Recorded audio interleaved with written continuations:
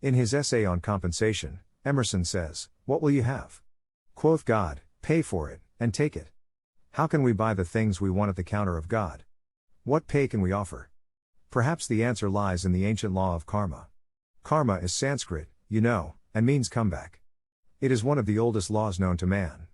It is the law of the boomerang. Jesus quoted it when he said, "Whatsoever a man soweth, that shall he also reap." In the parlance of today, it is, chickens come home to roost. Even in science we find it, as Newton's third law of motion, action and reaction are equal to each other. In all of nature, the only known law of increase is that you must give to get. If you want to reap a harvest, you must first plant your seed. If you want to increase your strength, you must first break up the muscle cells, and stimulate them to divide and grow. Division and growth is the way that all of life increases. Watch a single cell at work in your body, in a plant, or in any form of life. What happens?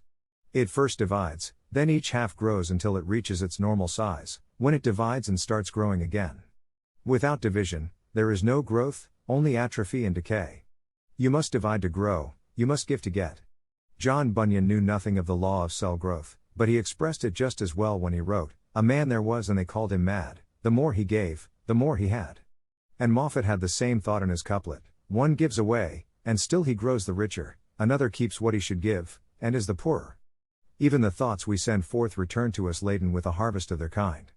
That which we put into our thought comes back into our own lives, because for every thought there is a response, a return of the pendulum we have started swinging. It is the Einstein doctrine of the extended line, which must return to its source. Start with what you have and plant your seed, no matter how small and unimportant it may seem.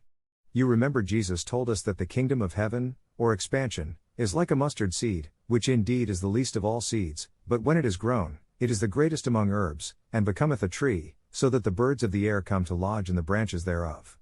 What you have to start with can hardly be smaller than the tiny mustard seed.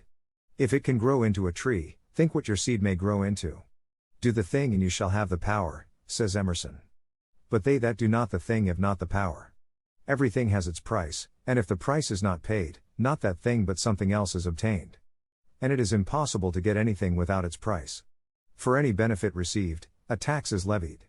In nature, nothing can be given, all things are sold. Power to him who power exerts.